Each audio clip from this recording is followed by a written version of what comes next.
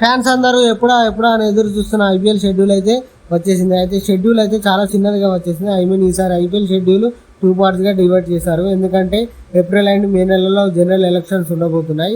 Elections డేట్లో రోజు match నిర్వహించడం ఆల్మోస్ట్ ఇంపాసిబుల్. ఎలక్షన్ డేట్స్ పై ఇంకా క్లారిటీ లేదు. ఇంకా ఫస్ట్ పార్ట్ ఐపీఎల్ షెడ్యూల్ మొత్తం 21 మ్యాచెస్ జరగబోతున్నాయి. 21 మ్యాచెస్ మొత్తం 70 డేస్లో జరగబోతున్నాయి. అంటే మార్చి 22 నుండి ఏప్రిల్ 7 వరకు జరగబోతున్నాయి. మార్చి షెడ్యూల్ని బయటకు అనౌన్స్ చేశారు. ఇంకా ఈ షెడ్యూల్లో ఉన్నది బిగ్గెస్ట్ హైలైట్ పాయింట్ ఏంటి అంటే ఫస్ట్ మ్యాచ్. ఎందుకంటే సిఎస్కే అండ్ ఆర్సీబీ మధ్య జరగబోతున్నాయి. అది కూడా చెన్నై చెపక్ స్టేడియం వేదిక మీద. ఇంకా ఈ ఐపీఎల్లో ఎక్కువ ఫ్యాన్ బేస్ ఉన్న ఇరు జట్లపై మ్యాచ్ ఉండబోతుంది. పైగా విరాట్ కోహ్లీ చూస్తున్నాం, ఎంఎస్ ధోనిని చూస్తున్నాం. కొంతకాలంగా వీరిద్దరు క్రికెట్కు దూరంగా ఉంటున్నారు. దానికోసం ఐపీఎల్ మాత్రమే ధోని ఆడుతున్నాడు. కోహ్లీ ఈ మధ్య మ్యాచ్లు ఆడడం లేదు.